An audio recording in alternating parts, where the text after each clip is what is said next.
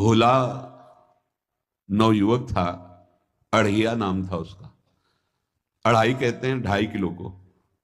पहला आहार उसका 2.5 किलो का ही है, आगे आप श्रद्धा रखें तो और प्लस हो सकता है। घर में माता पिता पधार गए तो उसे कोई 2.5 किलो आटे की कौन रोटी बना के दे। एक आश्रम में गए, उन्होंने कहा हमको नौकरी में रख लो, कोई सेवा में रख लो। तुम्हारा नाम क्या है? बोले अढ़ैया। वे कोई नाम है? बोले गांव के लोग कहते हैं क्योंकि 2.5 किलो हम पाते हैं। तो 2.5 किलो? बोले तौल के 2.5 किलो आटे का जब हम रोटी पाते हैं तब हमारी बाल भोग होता है। आगे कोई श्रद्धा करे खीर पूड़ी, पर 2.5 किलो अन्न चाहिए। तो कहा यहाँ भंडारा है, तू रोज 2.5 किलो क्या 5 किलो पावे, क्या सेवा कर सकता है? उनका जो आप सेवा बताएंगे सिखाएंगे वो हम कर लेंगे। उनका तुम गाय चराया करो, गाय चरा। भाई भाई देखो, हमारा वैष्णव सिद्धांत है, तुम गाय चराने जा रहे हो, हम यहां से तुम्हें अमनिया दे दिया करेंगे, जंगल में तुम बनाओ और वहीं ठाकुर जी को भोग लगाओ और पाओ। बिना भोग लगाए पाने का विधान हमारे आश्रम से आपका नहीं बन सकता। बोले हमको तो कुछ आता नहीं भोग लगाना, क्या भोग लगाएं?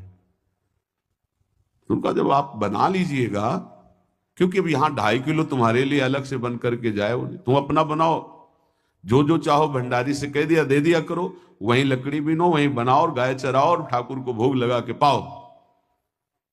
जितना मनावे आप पाओ।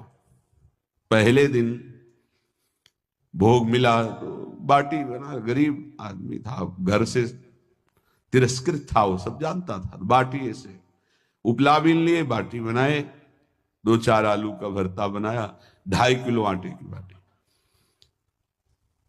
उसने कहा गुरुदेव के ठाकुर आओ भोग लगाओ आके। बड़े बड़े ऋषि मुनि मंत्रों से आवाहन करते रहते हैं, सरकार पधारते नहीं, केवल भाव से भोग लगाते। वो इतने लीला बिहारी प्रभु आ गए, श्री राम जी। अढ़ैया ने आंख खुरप लगी ऐसी तो आंख खोल के देखा, नवीन मेघ कांति, अरविंदाक्ष, सारंग धनुष धारण किए हुए सामने खड़े। कहा कौन हो आप? हमें राम जी कहते हैं। आपने कहा गुरुदेव के ठाकुर आ, तो गुरुदेव तुम्हारे जो है उनके हम ठाकुर जी हैं। सही में आते हो तुम? आप जैसे भक्त जब पुकारते तो बिल्कुल कुछ नहीं जानता था।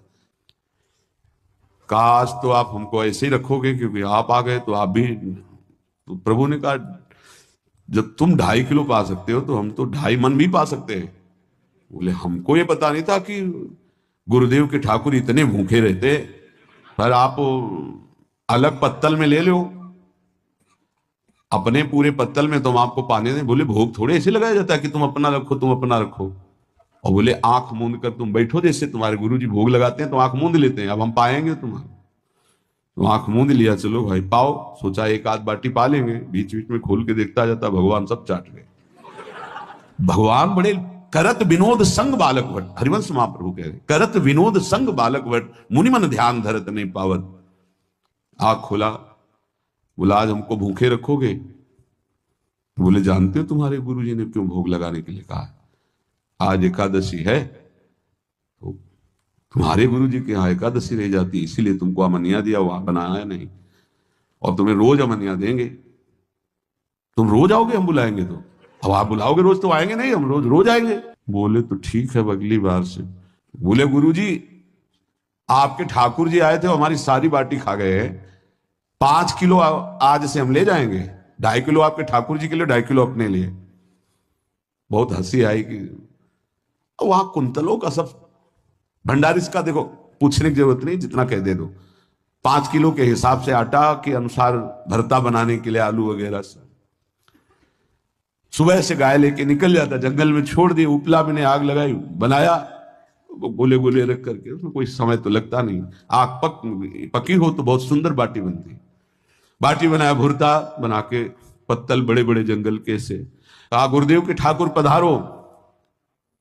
आंख खोल के देखा साथ में सिया जी। उसने उसने कहा ये कौन है? बोले हमारी अर्धांगिनी है।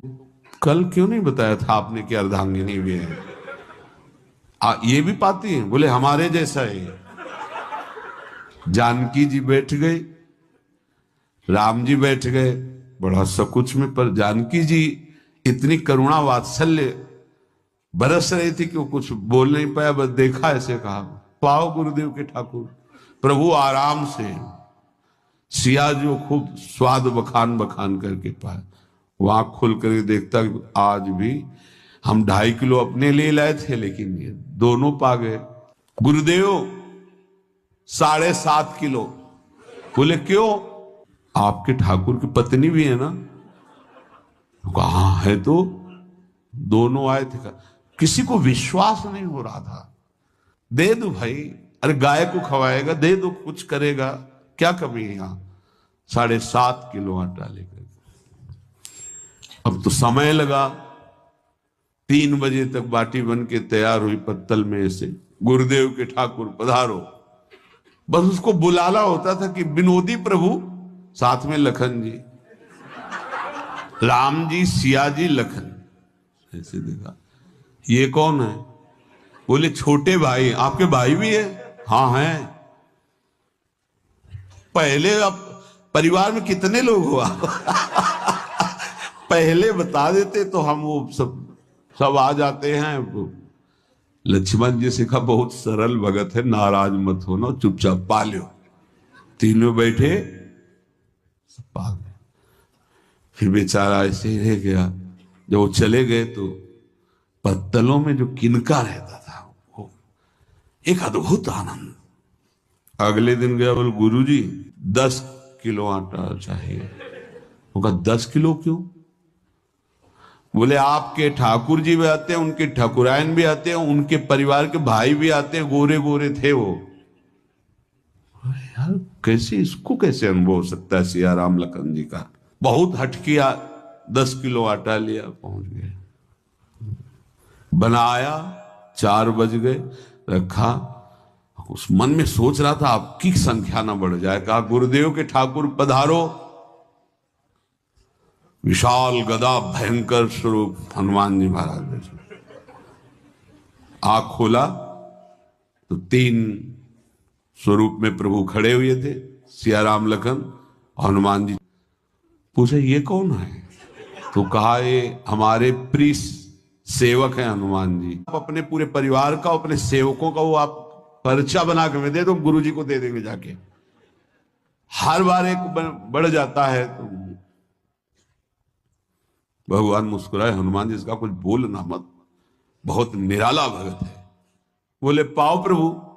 तो पहले सिया राम जी पाए, फिर जो प्रसाद लक्ष्मण जी पाए, फिर हनुमान जी पाए। हनुमान जी सब पूरा बहुत निर्मल भाव से बनाया हुआ और निर्मल भोला भक्त आ गए।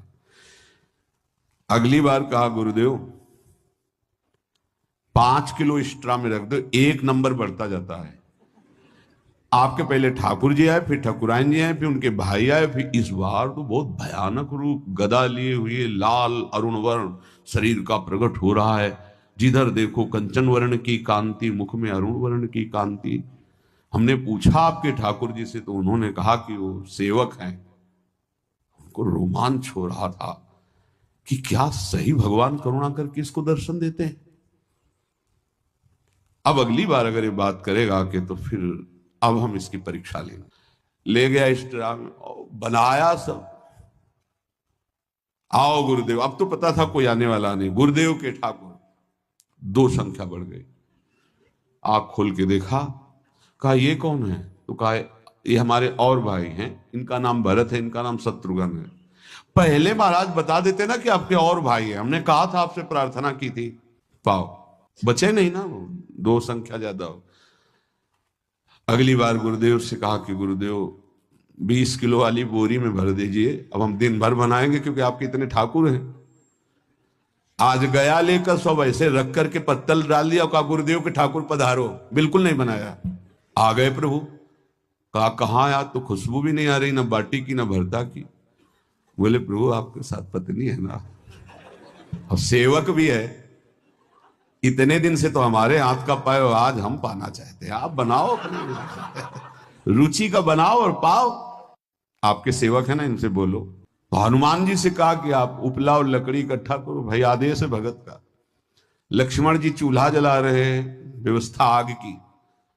और सियाजू के आंखों में आंसू भी आ रहे, धुआं भी लग रहा है, पर बना रहे। उसने कहा बनाओ, हम गाय एकत्रित करके आ रहे हैं। और भागा, वो आश्रम में गया, बोले गुरुदेव आज पूरे परिवार सहित हमने फंसा लिया है आपके ठाकुर को। तो उनका क्या फंसा लिया है?